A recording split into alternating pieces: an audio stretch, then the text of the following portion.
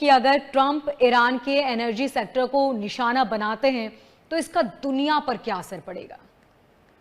देखिए, जो अमेरिका में विवेचनाएं हो रही है, कल रात को कोई हमला नहीं हुआ, परसों रात को हमला हुआ था, कल रात बिल्कुल शांत गई।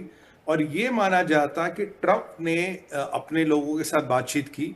और जो ट्रंप का अगर आप प्रेस कॉन्फ्रेंस देखेंगे पूरा, तो उसमें वो कहीं भी बातचीत करने के मूड में हमें दिख नहीं रहा। और अगर आप मार्को रूबियो का मूड देखें, आप पीट हेग्सेथ का मूड देखें, पीट हेग्सेथ की बेंजामिन नेतन्याहू से मीटिंग होना, कल रात का सन्नाटा। ब्रैड कूपर ने 14-15 दिन मांगे थे, साहब हाँ मैं 14 दिन दे दूं, हम इनकी मिसाइल दागने की पूरी क्षमता को ध्वस्त कर देंगे।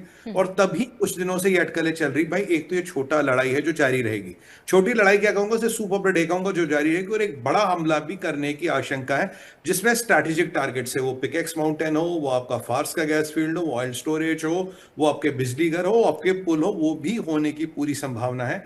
अभी जो खबर आ रही है कि वो जो बड़ा हमला है, देखिए एक तो ये नॉर्मल वाला जो रोज चलेगा, जी। ये उम्मीद है कि आज कल में ये हमला तो शुरू हो जाएगा, आज रात को हो जाए, कल रात को हो जाए।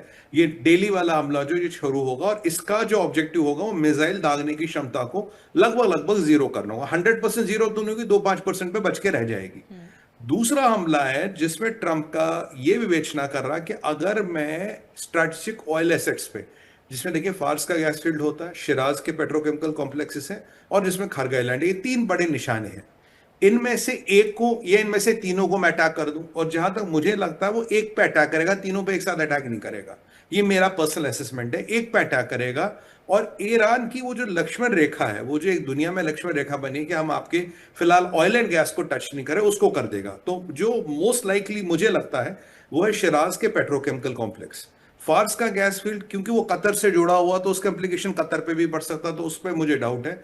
खर्ग आइलैंड बिल्कुल आइसोलेटेड है, और अभी समस्या ये है कि ईरान के पास जो ऑयल स्टोरेज है भर चुकी है, नया ऑयल भरने के लिए जगह नहीं है, मोनिका जी।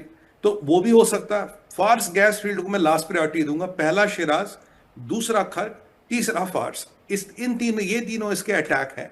और हाँ, जैसे ये युद्ध होता, तो मोनिका जी इसमें कई बार ये भी किया जाता है कि आप बताते हो ये हो और करते ये हो। मतलब आप, हो सकता है आपको पिकेक्स माउंटेन आपका इरादे पे हो, पर आप जबरदस्ती ऑयल फील्ड, गैस, ऑयल, ताकि भाई ध्यान वहां रहे, डिफेंस वहां लगे, और ये क्षेत्र मेरे लिए खारी हो, इस पर मैं अटैक करूं। देखिए, ये 2-3 क्षेत्र तो अटैक के लिए सुनियोजित हैं, और इनमें से अटैक होगा। मुझे लगता है कि अगर ये अटैक होता है, खार्ग आइलैंड के अटैक से दुनिया की अर्थव्यवस्था को बहुत ज्यादा फर्क नहीं पड़ेगा। जी। क्योंकि अभी भी ईरान से तेल तो निकल नहीं रहा। ईरान वैसे भी दुनिया का 3 से 4% तेल कंट्रोल करता है। ये सऊदी अरबिया नहीं है जो 16 से 17% तेल कंट्रोल करता है, इतना नहीं है, छोटा तेल कंट्रोल करता है, वैसे भी प्रोडक्शन है नहीं। तो दुनिया की अर्थव्यवस्था को फर्क पड़े ना पड़े, चाइना को जरूर फर्क पड़ेगा, पाकिस्तान को जरूर फर्क पड़ेगा।